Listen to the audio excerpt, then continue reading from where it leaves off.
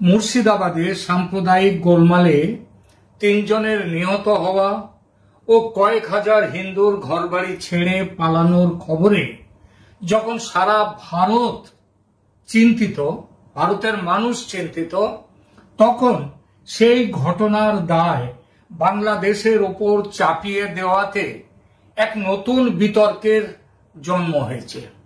বিতর্কটির জন্ম দিয়েছেন পশ্চিমবঙ্গের মাননীয় মুখ্যমন্ত্রী মমতা বন্দ্যোপাধ্যায় স্বয়ং। তিনি তদন্ত না করেই ঘোষণা করেছেন মুর্শিদাবাদের মুসলমানরা তারা সম্প্রীতিতে বিশ্বাস করে, তারা কখনো হিন্দু ভাইদের উপর ঝাঁপিয়ে পড়তে পারে না।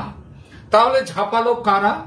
কারণ হিন্দুরা যে আক্রান্ত হয়েছে, হিন্দুদের ঘরবাড়ি যে পুড়িয়ে দেয়া হয়েছে, 2 জন হিন্দু যে নিহত হয়েছে, শত শত পরিবার যে পালিয়ে গিয়ে অন্য জেলায় এমনকি অন্য রাজ্যে পর্যন্ত আশ্রয় নিয়ে কোন রকমে বেঁচে আছেন, এটা তো মিথ্যে নয়, এটা একদমই মিথ্যে নয়, এটা তো সত্যি দেখাই যাচ্ছে দিনের আলোর মতো। তো মিথ্যে যে নয় তার প্রমাণ তো এসব ঘটনাই, এসব ঘটনা ঘটার ফলেই তো এটা হয়েছে। যে ঘটনা অস্বীকার করতে পারছে না রাজ্য সরকার থেকে কলকাতা হাইকোর্ট পর্যন্ত, এবং যার ফলে কলকাতা হাইকোর্ট নির্দেশ দিয়েছে রাজ্য পুলিশের উপরে ভার নয়, ওখানে বিএসএফ কেন্দ্রীয় সরকারি পুলিশ সেখানে শান্তি শৃঙ্খলা ফেরাতে সেখানে মোতায়েন করার ফলে গোলমাল যে হয়েছে সেটা মানতে বাধ্য হয়েছেন মমতা ব্যানার্জি।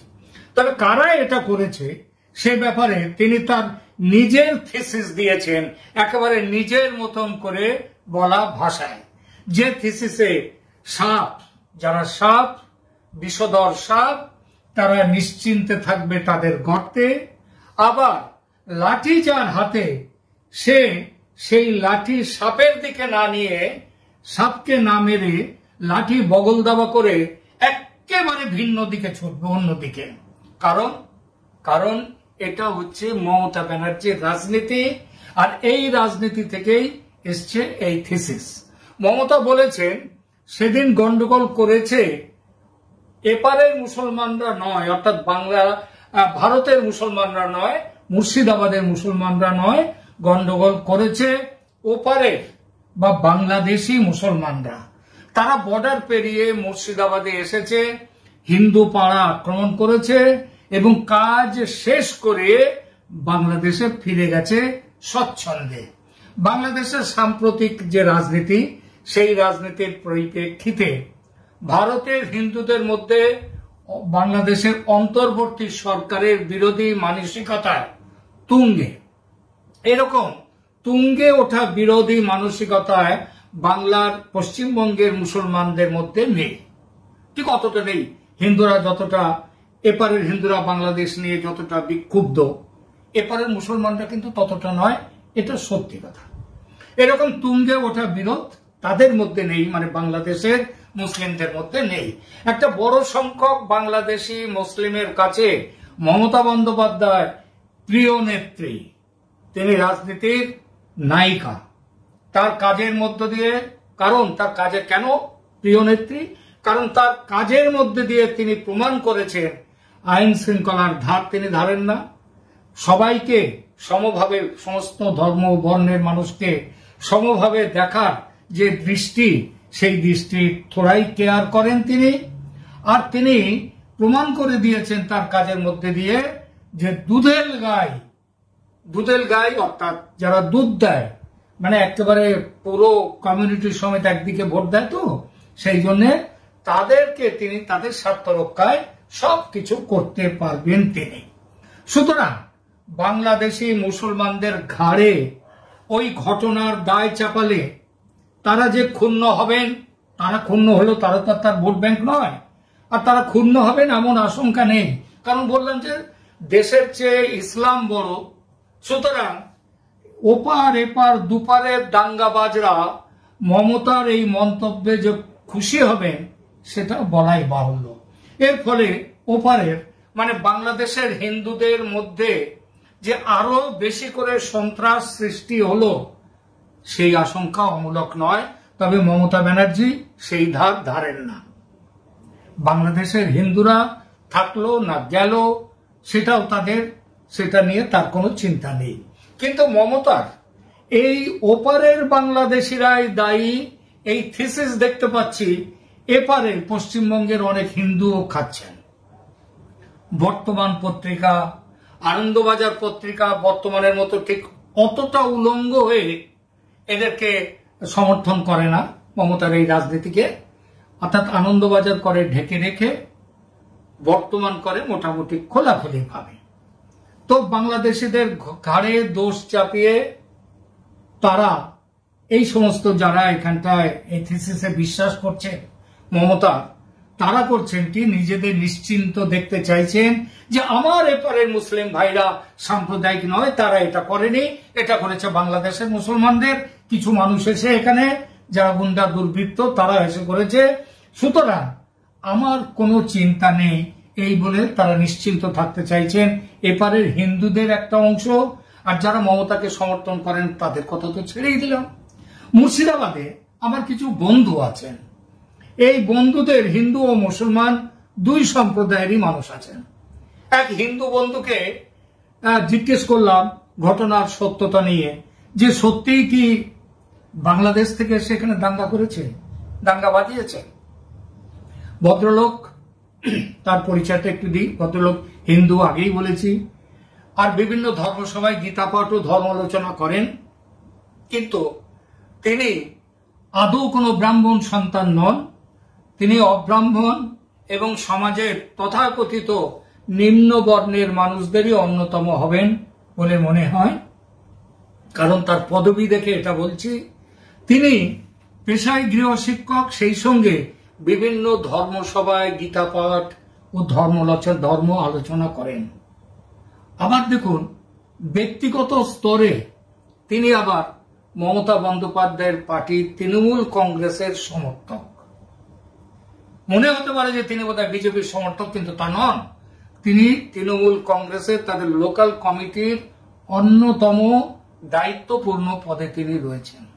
তাকে জিজ্ঞেস করলাম যে কি ব্যাপারটা কি, এটা সত্যতাটা কি। তিনি আবার মুর্শিদাবাদে নিহত হয়েছেন শামসেরগঞ্জে যে পিতা পুত্র তাদেরই আত্মীয়। তিনি বললেন বাংলাদেশিদের জড়িত থাকা নিয়ে যা বলেছেন মমতা বন্দ্যোপাধ্যায় সেটা ডাহা মিথ্যে কথা, দাঙ্গা করেছে ওই অঞ্চলেরই মানুষ। একই কথা এক মুসলিম তরুণকেও জিজ্ঞেস করলাম, একই প্রশ্ন। তিনিও থাকেন গোলমালের একেবারে মূল কেন্দ্র, এপি সেন্টার যেখানে, সেই অঞ্চলে।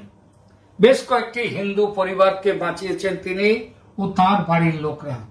তিনিও জানালেন বাংলাদেশিদের জড়িত থাকার অভিযোগ নিয়ে যা বলা হচ্ছে সেটা একেবারেই মিথ্যে কথা।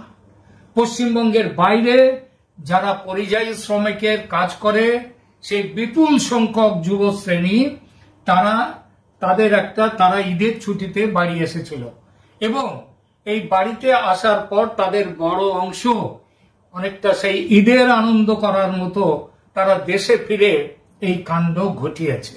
তাদের সঙ্গে যোগ দিয়েছে এলাকার লোকজন, বিশেষ করে কম বয়সী ছেলেরা।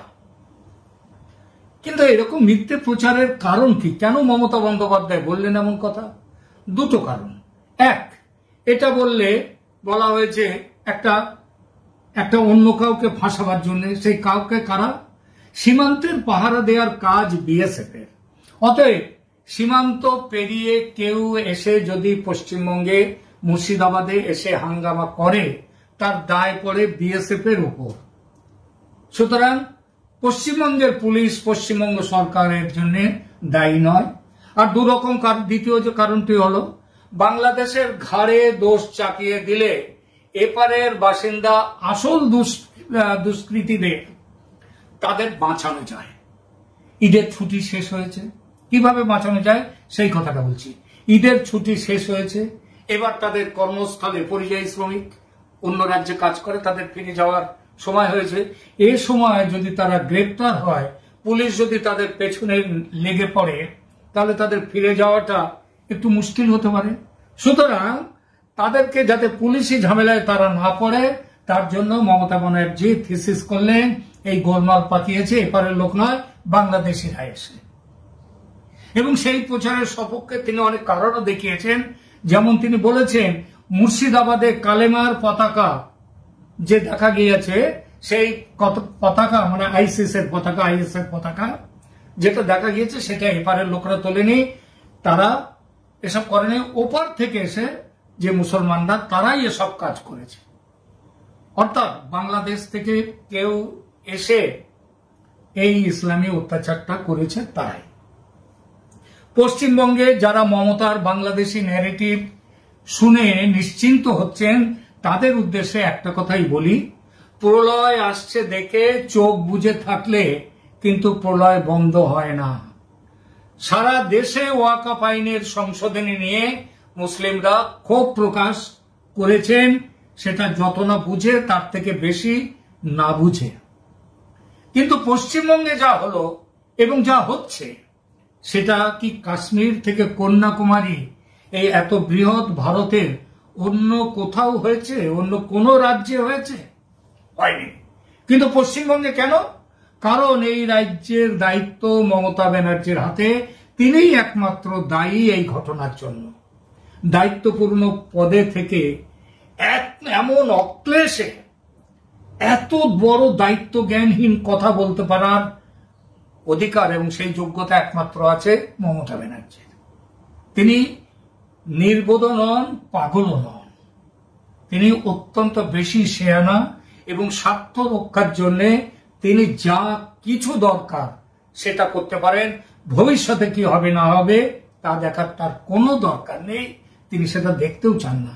এই জন্য তো তিনি বলতে পেরেছেন যে এই যে দাঙ্গা যারা করেছে, যেসব তরুণ বাচ্চা ছেলেরা করেছে, তাদেরকে কে করতে দিয়েছে এগুলো করেছে তারা। কারণ বিএসএফ নাকি মাথা পিছু প্রত্যেকটা ছেলেকে 400 থেকে 500 টাকা করে দিয়েছে গোলমাল পাকানোর জন্য, হিন্দু ঘর মানে পুড়িয়ে দেওয়ার জন্য, হিন্দুদের মারার জন্য, খুন করার জন্য। এরকম কথাবার্তা যারা বলে, তাদের মুখ সেলাই করার জন্য কি দেশে কোনো আইন নেই?